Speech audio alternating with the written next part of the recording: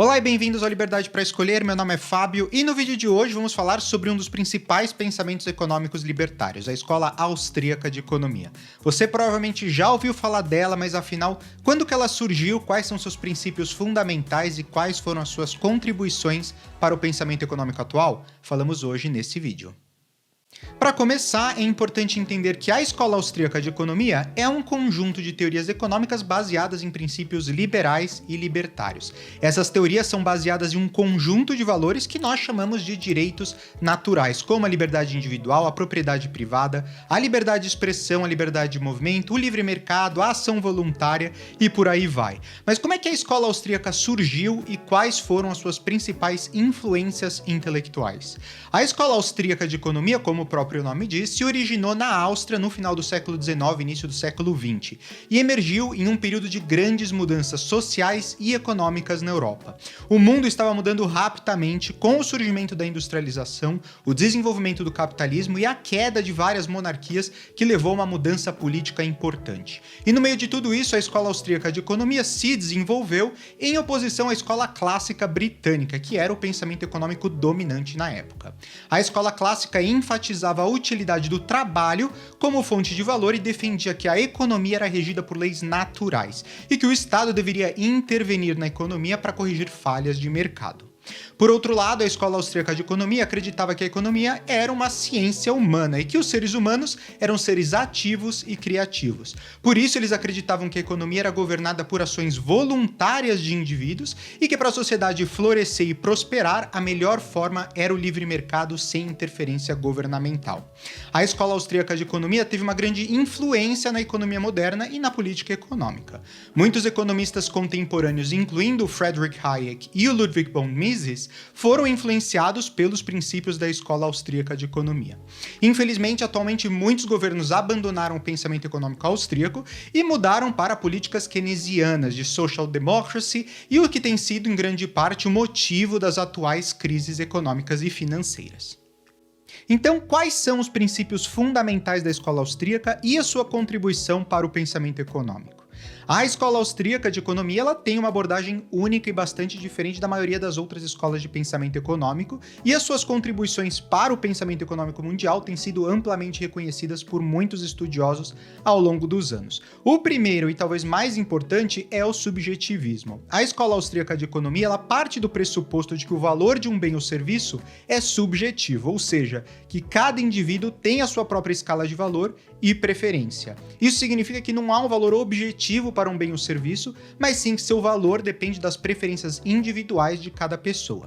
Essa teoria é fundamental para a teoria de preços e do mercado, porque ela estabelece que os preços são determinados pela interação entre compradores e vendedores que estão buscando maximizar sua utilidade. Em outras palavras, os preços eles não são determinados por algum valor intrínseco do bem em si, mas, claro, pelo valor que os indivíduos atribuem a ele. Um exemplo real de aplicação dessa teoria de valor subjetivo pode ser visto na diferença de preços entre um mesmo produto em diferentes regiões ou contextos. Por exemplo, o preço de uma garrafa de água em um supermercado pode ser diferente do preço de uma garrafa de água vendido em um festival de música ao ar livre, mesmo que o produto seja o mesmo. Isso ocorre porque o valor que as pessoas atribuem a esse produto é diferente em cada contexto, e os preços refletem, claro, essa diferença.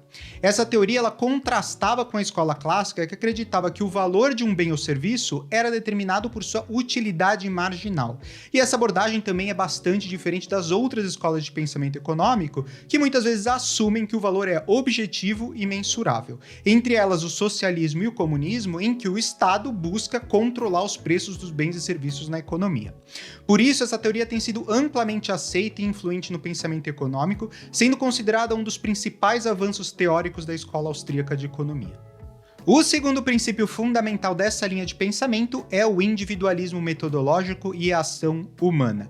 Esse novo pensamento ele critica a abordagem positivista e empiricista da economia, porque acredita que a economia não pode ser estudada como uma ciência natural, porque a ação humana é influenciada por fatores subjetivos e imprevisíveis. Em vez disso, a Escola Austríaca de Economia ela adota uma abordagem mais filosófica e teórica para a economia e enfoca a ação individual como base da economia.